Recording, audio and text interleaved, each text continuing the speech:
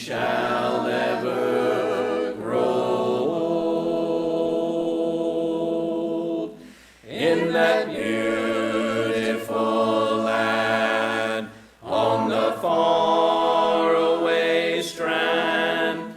No storms with their blast. All right, so Daniel chapter 6, verses 25 through 28, the end of this chapter, it says, Then King Darius wrote to all the peoples, nations, and languages that dwell in all the earth.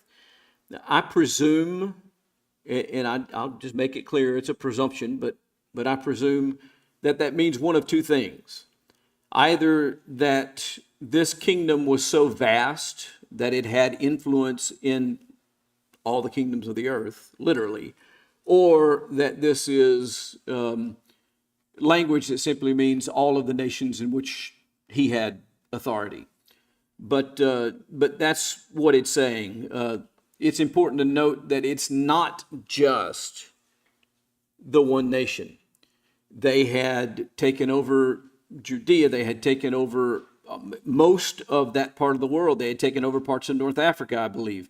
And they had a lot of influence in a lot of different nations. There were people from different backgrounds, people that spoke different languages, people that had different governments that were sub-governments now to them. The Medes and the Persians, I guess, functioned very similarly to the way that Rome would later function. They didn't necessarily go in and strip all of the government away, or at least all of the ethnic observances away. Maybe I ought to say it that way. I'm not too sure they didn't strip all the government away. But all of the so they let them speak their own languages. They let them continue with their religion and do some of those things. So he communicated with them in a way that they would understand. He wrote to all the peoples, nations, and languages that dwell in all the earth, peace be multiplied to you. I make a decree. Now, we've already been told about the decrees of the Persians. What is true about the decrees of the Persian kings? They cannot be revoked. Once this has been done, once a formal decree has come from the government, that is the way that it is. I make a decree that all my royal dominion, or in all my royal dominion, people are to tremble and fear before the God of Daniel.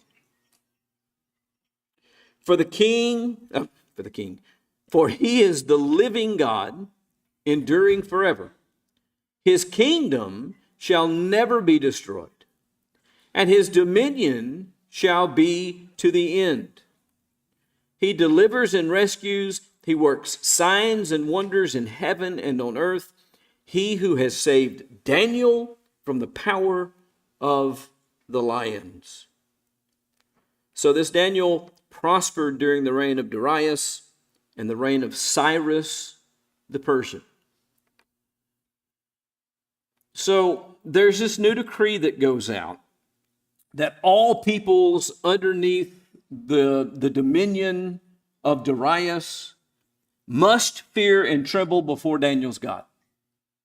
Now, does this mean that he converted to being a follower of the Hebrew God? No, not necessarily. At least not necessarily completely. It doesn't say that he does away with all other religions. It doesn't say that even he rejects their gods or their way of worship in their religion. It simply says that he made it law that everyone had to respect Daniel's God.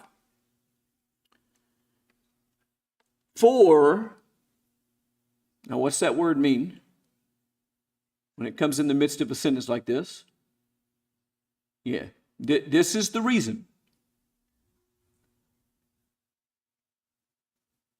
For he is the living God, and he and his kingdom and dominion endures forever.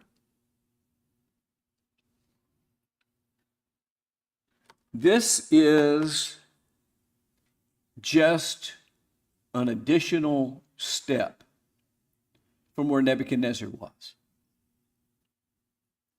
Nebuchadnezzar had come to respect the power of Daniel's God.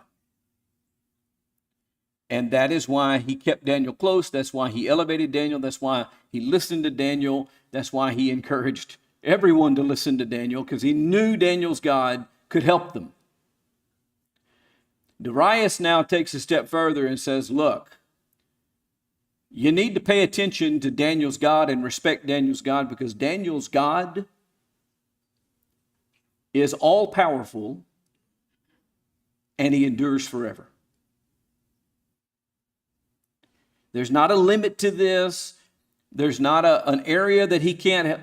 And he cites as the basis upon this decree what he had just witnessed with Daniel. Now, what has to be incorporated in saying he delivered Daniel is also the contrast that his own advisors were not delivered. What of their gods? What of their religion? See, he recognizes that Daniel serves a God that delivers, and that is sovereign to a degree that he now codifies within their system. We need to acknowledge this God and fear this God. Any other historical situation that vaguely resembles this that anyone knows about?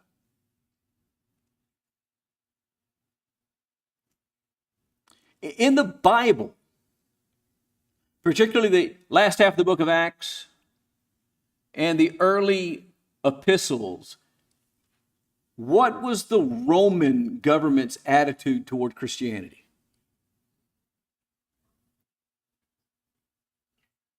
And we'll even say the end of the Gospels, although I don't really view that as being a Roman thing as much as it was a Jewish thing. It was the Romans who put Jesus on the cross, but they only did it to placate the Jews. The Romans became antagonistic toward Christianity primarily as it spread in the book of Acts. And when you get to the period just after the Bible's close, what kind of things did the Romans do to Christians? What do we know from history? They persecuted them. To what extent? Well,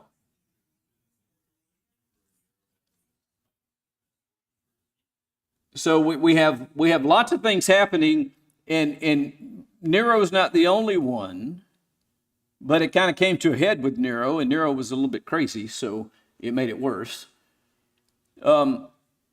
But for sport, Christians were put into the arena of the Colosseum and killed for the entertainment of the people. Wild beasts were allowed to tear them apart. The book of Hebrews chapter 11 tells us that many of them were sawn in two, that they were torn apart. They were killed in some very, very torturous ways for entertainment. Yes, ma'am. Well, I'll get there. Before we get to that event, or that practice, I guess is the word that I'll say, you have events like what happened along the Appian Way, where it is said that at one time, something on the order of 300 people were crucified, lining this highway for miles. That's what they did to Christians. What did they do with their bodies? Well, Nero had them strapped up and hung in the streets and set on fire to provide nighttime light in the city. and they have colloquially been referred to as Roman candles.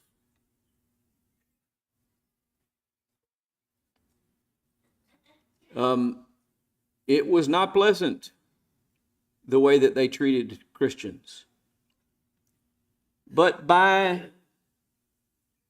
the 3rd century, what happened? Emperor Constantine comes to power. He had an experience, I'll say it that way, where at least he became convinced that it was the God of Christianity that gave him victory. So what did he do?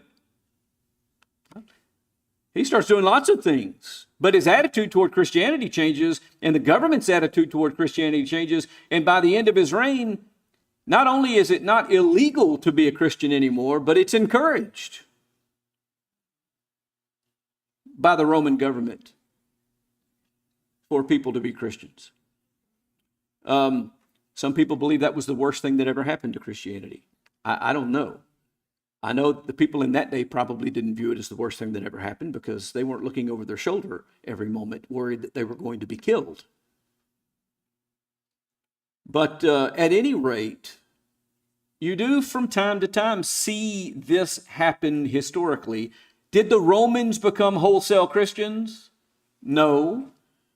And in fact, much of what began to be practiced as Christianity as a result of the marriage between the government of Rome and the religion is that the religion began to take upon itself much of the practical image of the government of Rome in structure, in nature, and you eventually get an emperor of the church.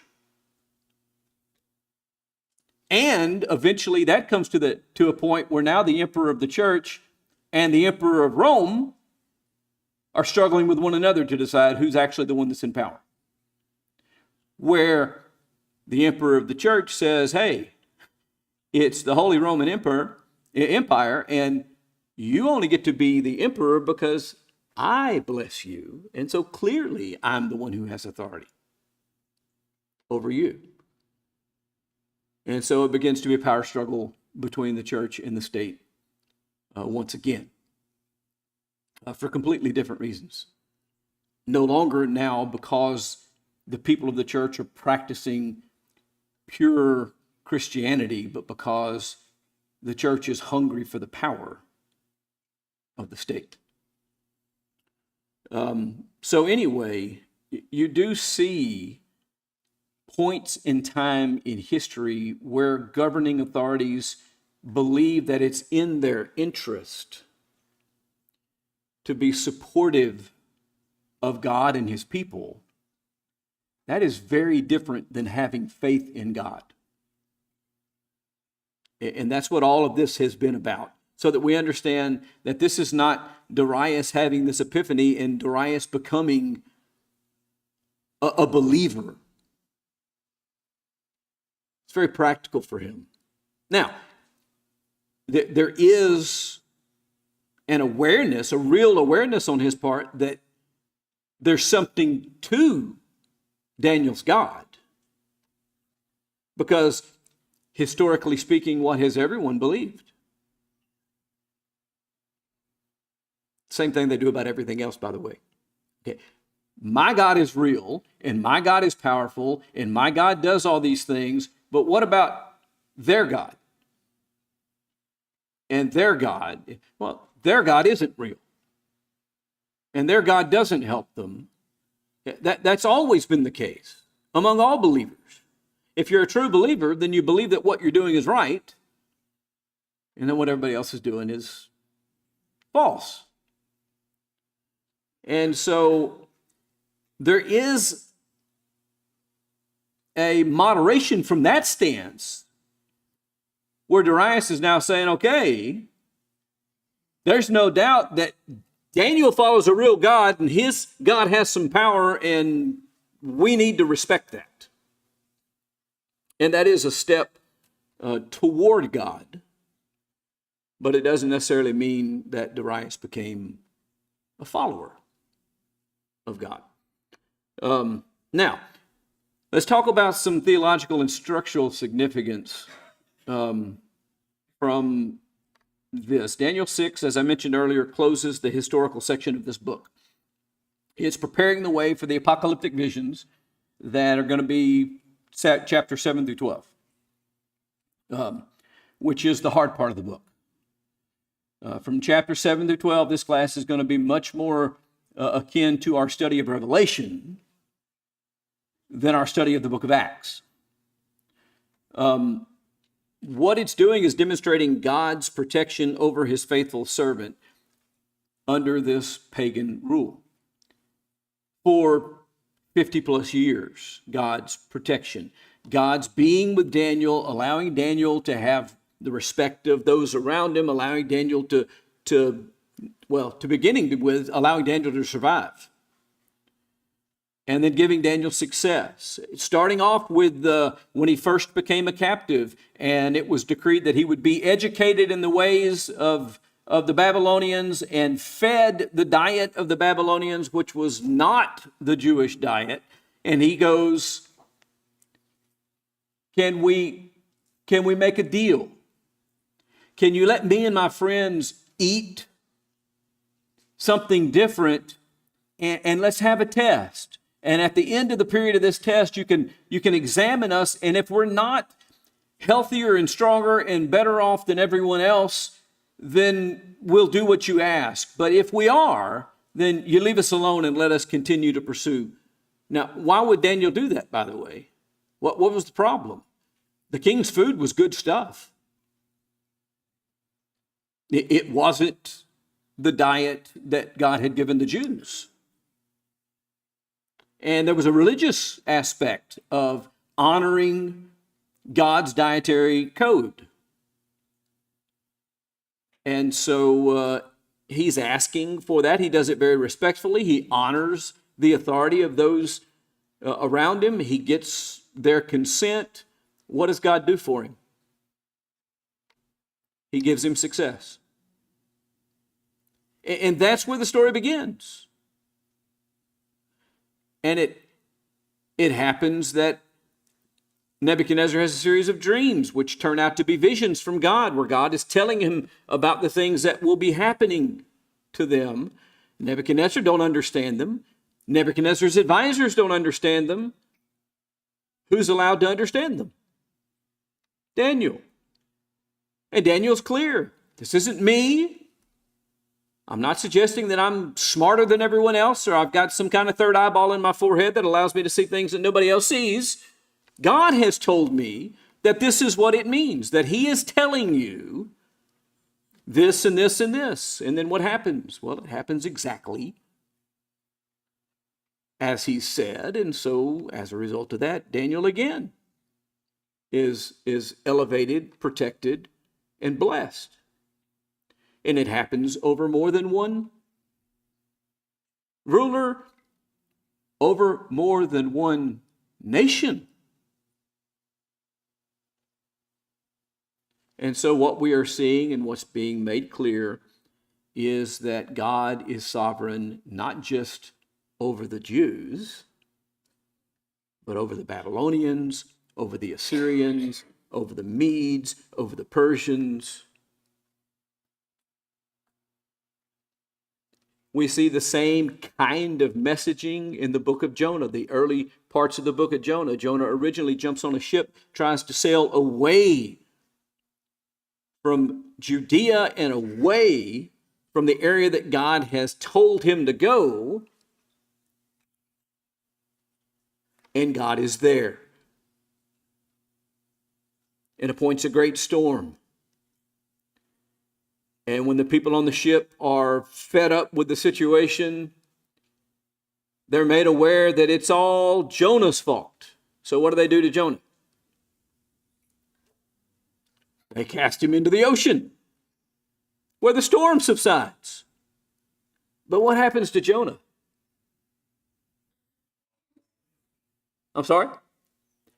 He is swallowed by this great fish or whale that God appoints, which was in fact his salvation. It was not his punishment. That's how God delivered him.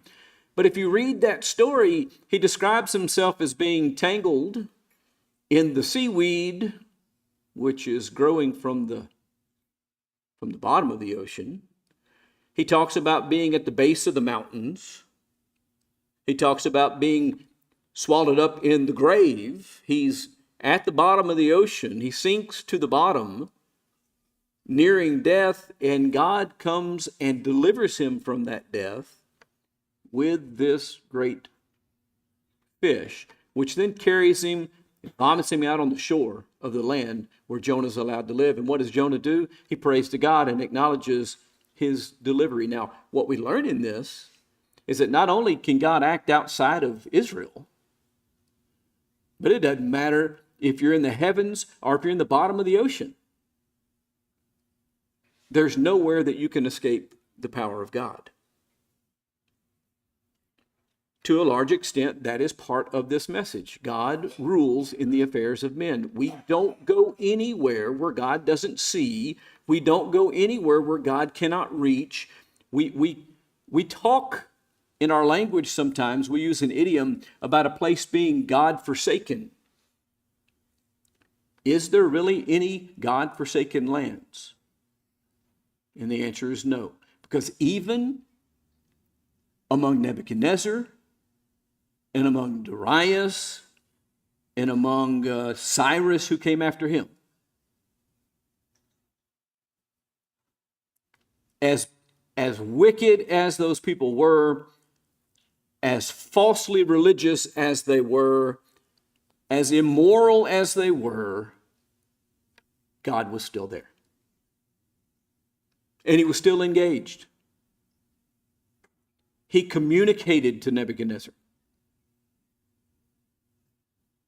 And through Daniel, he communicated to Darius and Cyrus and others. And so that is what we're being shown. That's important to understand in chapters 7 through 12. There's a lot of foreshadowing going on. Chapter illustrates the coming trials of God's people under oppressive kingdoms. Keep in mind, where does this story start? A vision from Nebuchadnezzar.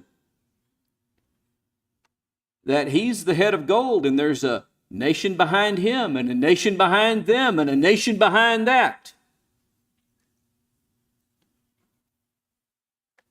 God's people are going to be preserved.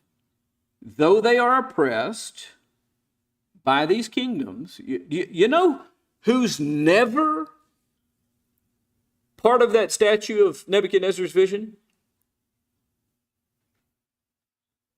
Israel. There's no part of that statue that's Israel. Israel's heyday was behind them. It was other nations, oppressive nations, people who were not nice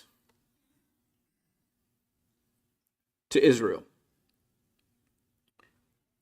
What were the people of God to do, having lost power and influence and the right to rule themselves and all of that other stuff? By the time of the New Testament, listen, even the high priest was chosen not because he was the proper subject to be high priest, but because the Roman authority who was in the land decided, I like you better. Which is why Jesus went to 2 different high priests. How can you have 2 high priests? Well, you can't. But the Jews brought him to the person that they recognized as high priest, and the Romans sent him to the person that they recognized as high priest.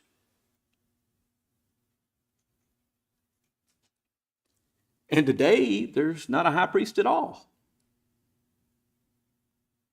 Because there can't be one. Because nobody knows if they're descended from Aaron or not. They never had the power that they had in David's day, in Solomon's day. They've passed all that, but God is still at work. He's still preserving them. He's still keeping the nation together. Why? Because he has a plan. And the plan involves them, the descendants of Abraham, and it involves him doing something very specific, bringing whom into the world? Christ. So he is preserving his people through all of this to fulfill his promise. And that's what 7 through 12 is about. That's what the vision of Nebuchadnezzar is about. In the days of these kings, there'll be a kingdom that is cut out not by men's hands,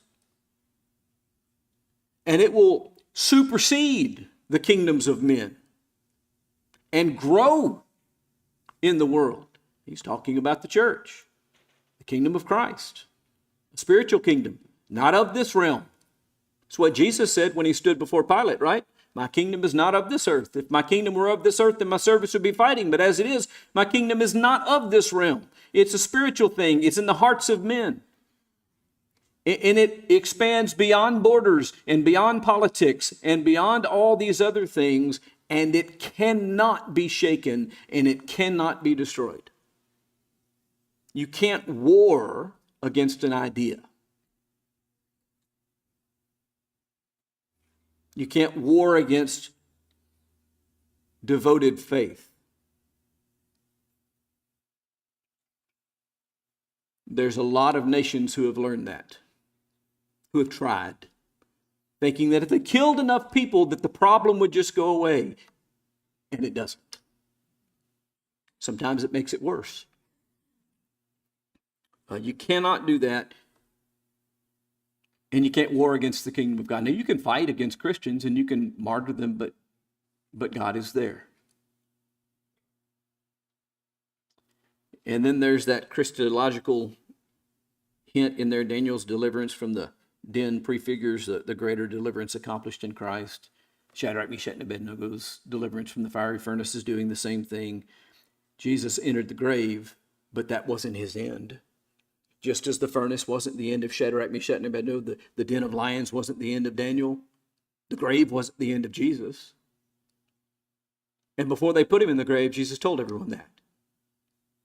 He said, tear down this temple, and in 3 days, I'll raise it up again. They were like, well, it took 40 years to build that temple. Not realizing that he was talking about his body. Kill me and bury me, I'll come back. And the resurrection of Christ is the linchpin of the story of the Bible. 1 Corinthians 15 makes that perfectly clear. You take the resurrection away, and there's nothing. This is all building toward those things and foreshadowing what God is actually doing. God wasn't actually worried about preserving Babylon. God wasn't actually worried about preserving the Medes and the Persians. He was using the circumstances to show that he was still actively pursuing his plan. Which, by the way, I think is at the foundation of truly understanding the New Testament passage that says that God causes all things to work together for the good of those who love him. Doesn't mean that your life is always going to be grand if you're a Christian. That it's always going to be easy. Daniel's life wasn't always easy. Shadrach, Meshach, and Abednego's life wasn't always easy. Jonah's life wasn't always easy. Etc., etc., etc. It is, if you walk with God, if you're faithful to him, if your heart is with him, if you are a man after his own heart, in the end, you will bear the fruit of his plan. So Paul said, go ahead and kill me if that's what you must do. I don't care. For me to live as Christ and to die as gain, it is better for me to go and be with the Lord. I'll get the crown of righteousness that is laid up for me. It wasn't protection of his body that he was concerned about. It was protection of his soul. And this is showing us that God is there and God is working and he is able to deliver on the things that he promises. And what has God always promised? Well, it comes to a head in the Gospel of John, right? John 14, where Jesus says, I go and prepare a place for you, that where I am, there you may be also. If it were not so, would I have told you that I go and prepare a place for you? That's really where the emphasis ought to be on that. I go and prepare a place for you.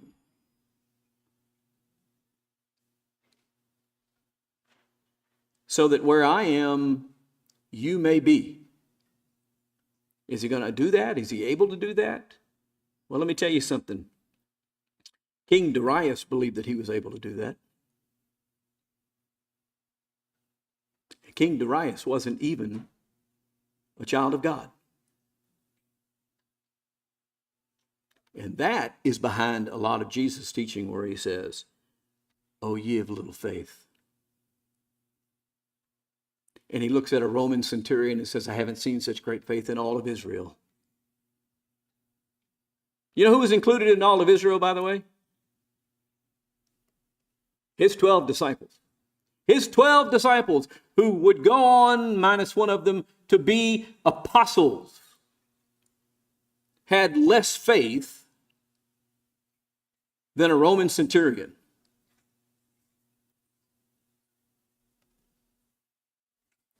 Here's the question. How many people in this world who are not Christians actually have more faith in God than we do? And what does that mean for us? This is about laying foundation so that we understand that even though things look like they're going south, because Israel believed that being the chosen people of God meant that you did what? That you won battles and you prospered in this world. What are they still looking for today? A reestablishment and dominance of a material nation. Not at all what God was talking about, not at all what God was doing, not at all what God was promising.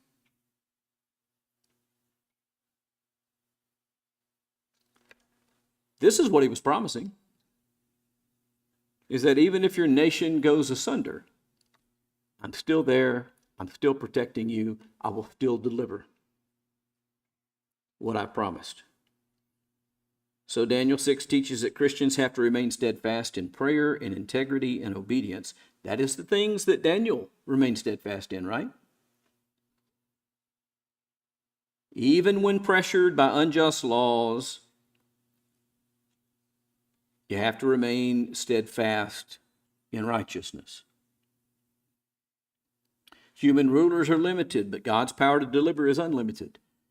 God's power doesn't stop at political boundaries. My son-in-law is a deputy sheriff in St. Martin Parish, and when he crosses the St. Martin Parish line, you know how much authority he has? No more than you or me. His authority stops at the parish line. And by the way, because he's not the high sheriff, his authority is even limited by the sheriff. Yes.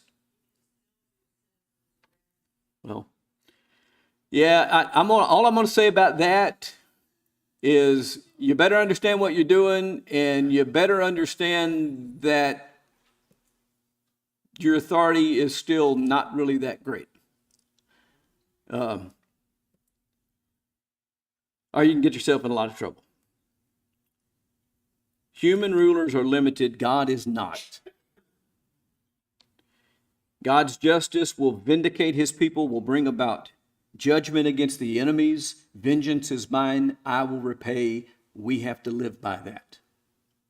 Vengeance doesn't belong to me. I don't get to take the life of the people that I think are problematic. Not my job. vengeance belongs to God. And he will do his job. And there is no limit. Chapter reassures believers that through oppression, and though oppression may intensify, which is what the later visions in Daniel are actually showing us, is that it's going to get worse, not better. God's kingdom endures forever, and those who trust in God will ultimately be delivered, which again is the message of the book of Revelation. 7 through 12 of Daniel is essentially the same message as Revelation. Many of the same symbols, much of the same language is employed. I have to stop. So, though I did finish chapter 6, we're not quite ready to go into chapter 7 yet. I'll talk a little bit more preparing us for that transition, and then we will get into Daniel chapter 7, hopefully during the class period next time, if the Lord wills. Appreciate everybody's presence and participation this morning.